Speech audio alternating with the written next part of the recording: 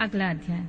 यज्ञशाला में शिव का भाग न देखकर सती के रोषपूर्ण वचन, दक्ष द्वारा शिव की निंदा सुन दक्ष तथा देवताओं को धिक्कार फटकार कर सती द्वारा अपने प्राण त्याग का निश्चय। ब्रह्मा जी कहते हैं, नारद, दक्ष कन्या सती उस स्थान पर गईं जहां वह महान प्रकाश से युक्त यज्ञ हो रहा था। वहां देवता, असुर और मुनीन्द्र आदि के द्वारा कौतूहलपूर्ण कार्य हो रहे थे। सती ने वहां अपने पिता के भवन को नाना प्रकार की आश्चर्यजनक वस्तुओं से संपन्न, उत्तम प्रभा से परिपूर्ण, मनोहर तथा देवताओं और ऋषियों के समुदाय से भरा हुआ देखा। देवी सती भवन के द्वार पर जाकर खड़ी हुई और अपने वाहन नंदी से उतरकर अकेले ही शीघ्रता पूर्वक यज्ञशाला के भीतर चली गईं। सती को आई देख उनकी यशस्विनी माता वीरनी ने और उनकी बहनों ने उनका यथोचित आदर सत्कार किया, परंतु दक्ष ने उन्हें देखकर भी कुछ आदर सत्कार नहीं किया। उन्हीं के भय से शिव की माया से मोहित हुए दूसरे लोग भी उनके प्रति आदर का भाव न दिखा सके। मुने, सब लोगों के द्वारा तिरस्कार प्राप्त होने से सती को बड़ा विस्मय हुआ, तो भी उन्होंने अपने माता पिता के चरणों में मस्तक झुकाया। उस यज्ञ में सती ने विष्णु आदि देवताओं के भाग देखे, परंतु शंभु का भाग उन्हें कहीं नहीं दिखाई दिया। तब सती ने दूसरा क्रोध प्रकट किया। वे अपमानित होने पर भी रोष से भरकर सब लोगों की ओर क्रूर दृष्टि से देखती हुई और दक्ष को जलाती हुई बोली। सती ने कहा, प्रजापति, आपने परम मंगलकारी भगवान शिव को इस यज्ञ में क्यों नहीं बुलाया, जिनके द्वारा यह संपूर्ण चराचर जगत पवित्र होता है, जो स्वयं ही यज्ञ वेताओं में श्रेष्ठ, यज्ञ के अंग, यज्ञ की दक्षिणा और यज्ञकर्ता यजमान है। उन भगवान शंकर के बिना यज्ञ की सिद्धि कैसे हो सकती है अहो, जिनके स्मरण करने मात्र से ही सब कुछ पवित्र हो जाता है। उन्हीं के बिना किया हुआ यज्ञ अपवित्र हो जाएगा। द्रव्य, मंत्र आदि, हव्य और काव्य, ये सब जिनके स्वरूप हैं, उन्हें भगवान शंकर के बिना इस यज्ञ का आरंभ कैसे किया गया? क्या आपने भगवान शिव को सामान्य देवता समझकर उनका अनादर किया है? आज आपकी बुद्धि भ्रष्ट हो गई है, इसलिए आप पिता न होकर भी मुझे अधर्म जच रहे हैं। अरे, ये विष्णु और ब्रह्मा आदि देवता तथा मुनि अपने प्रभु भगवान शिव के आए बिना इस यज्ञ में कैसे चले आए? ऐसा कहने के बाद शिव स्वरूपा परमेश्वरी सती ने भगवान विष्णु, ब्रह्मा, इंद्र आदि इन सभी देवताओं को तथा समस्त ऋषियों को बड़े कड़े शब्दों में फटकारा। ब्रह्मा जी कहते हैं, नारद, इस प्रकार क्रोध से भरी हुई जगदम्बा सती ने वहां व्यथित हृदय से अनेक प्रकार की बातें कही। श्री विष्णु आदि समस्त देवताओं और मुनि जो वहां उपस्थित थे, सती की बात सुनकर चुप रह गए। अपनी पुत्री के वैसे वचन सुनकर कुपित हुए दक्ष ने सती की ओर क्रूर दृष्टि से देखा और इस प्रकार कहा, भद्रे, तुम्हारे बहुत कहने से क्या लाभ?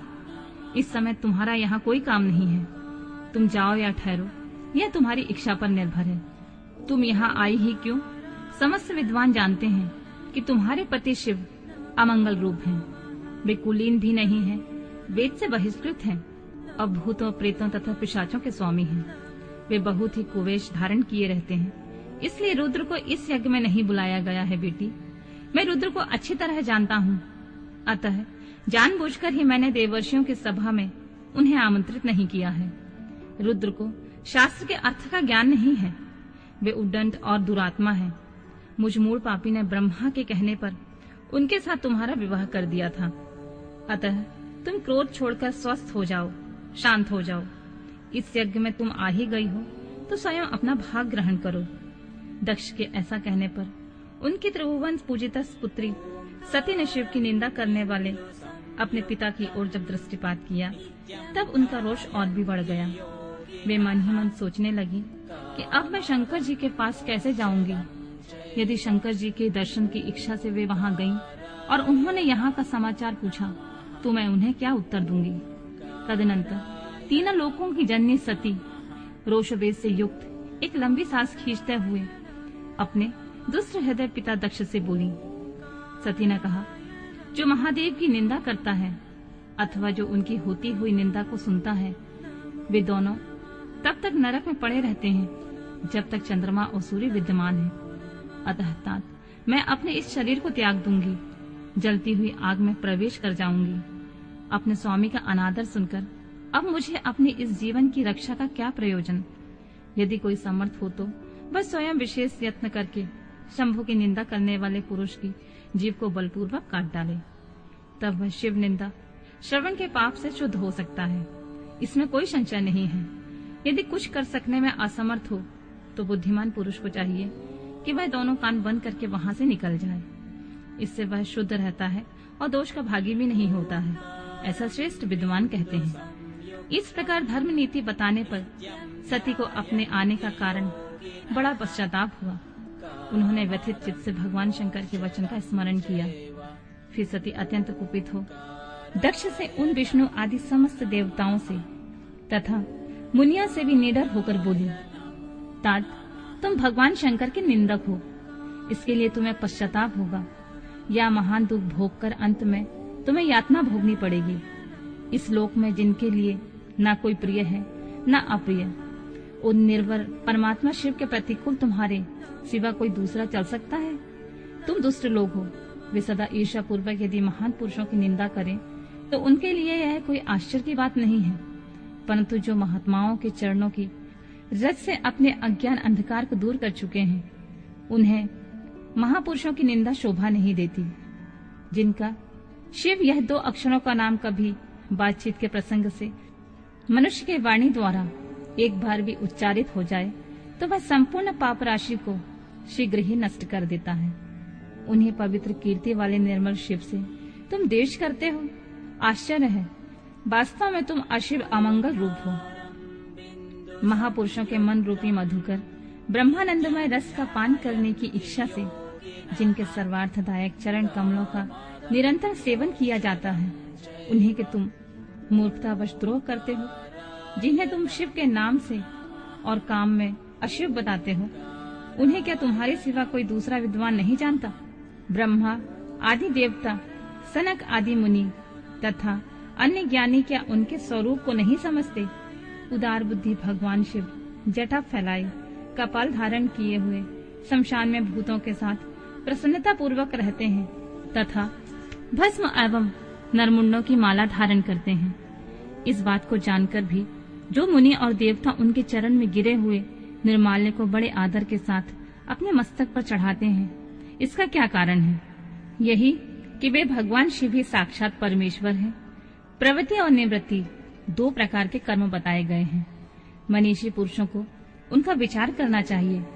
वेद में विवेचन पूर्व उनके रागी और विरागी 2 प्रकार के अलग अलग अधिकारी बताए गए हैं। परस्पर विरोधी होने के कारण उक्त दोनों प्रकार के कर्मों का एक साथ एक ही कर्ता के द्वारा आचरण नहीं किया जा सकता। भगवान शंकर तो पर ब्रह्मा परमात्मा है, उनमें इन दोनों ही प्रकार के कर्मों का प्रवेश नहीं है। उन्हें कोई कर्म प्राप्त नहीं होता है। उन्हें किसी प्रकार के कर्म करने की आवश्यकता नहीं है।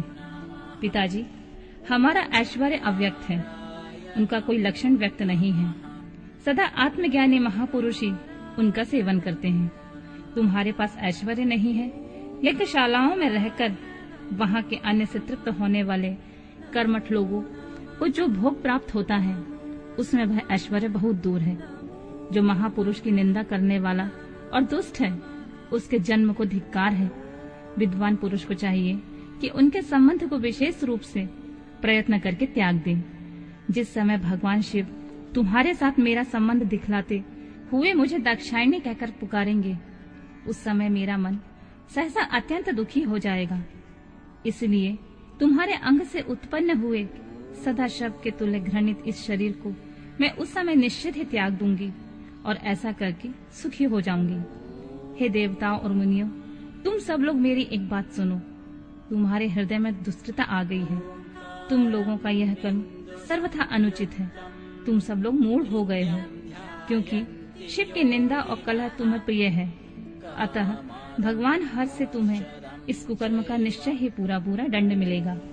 ब्रह्मा जी कहते हैं, नारद, उस यज्ञ में तथा दक्ष और देवताओं से ऐसा कहकर सती देवी चुप हो गईं और मन ही मन अपने प्राण बल्लभ शंभु का स्मरण करने लगी।